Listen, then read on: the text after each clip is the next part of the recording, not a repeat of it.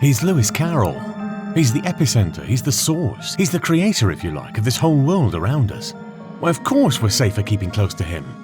Nothing bad can happen to him inside a world of his making, can it?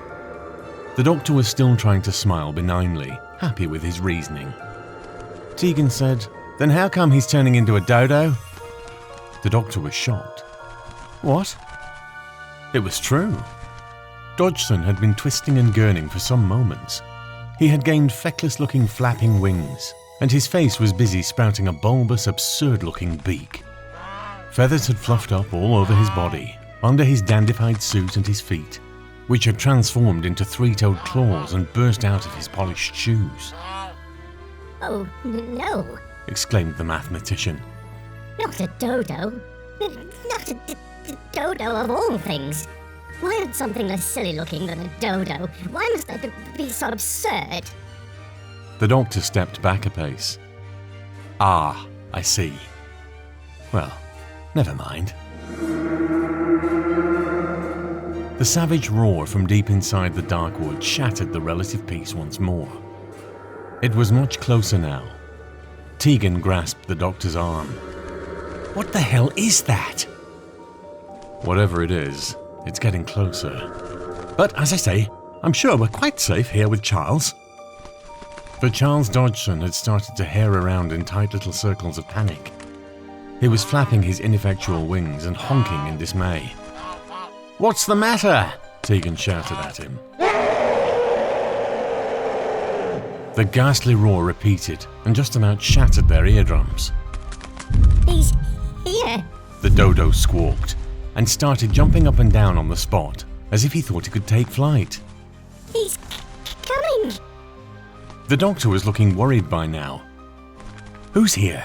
What are you talking about, Dodgson?" The dodo's eyes were bulging in his feathery face.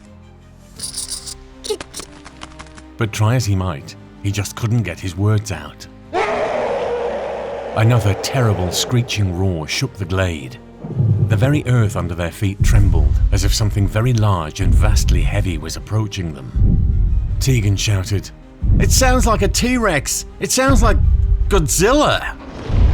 The dodo was frozen in shock, his head swiveling round to the source of the awful noise.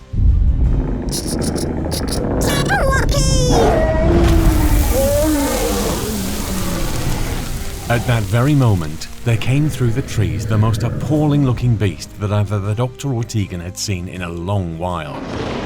It was something like a zombified dragon, with tattered purple wings flaring around its flailing reptilian limbs. Dripping yellow teeth were bared each time it roared, and its eyes were spiraling brightly, madly in their vast sockets. The Jabberwocky half flew, half hopped through the trees, flexing golden talons and bellowing with ravenous hunger. "You can't eat me. The doctor says so. Didn't you hear him?"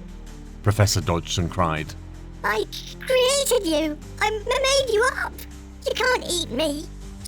Jabberwocky!" But the creature threw back his dreadful head and gave a horrible laugh. As he reached out a handful of claws, Tegan screamed, "No!" and the doctor dived forward to drag her out of the way. The dodo stood up bravely in the face of the beast. "I deny you. You aren't real. And you can't eat me." And in a flash, the Jabberwocky ate him.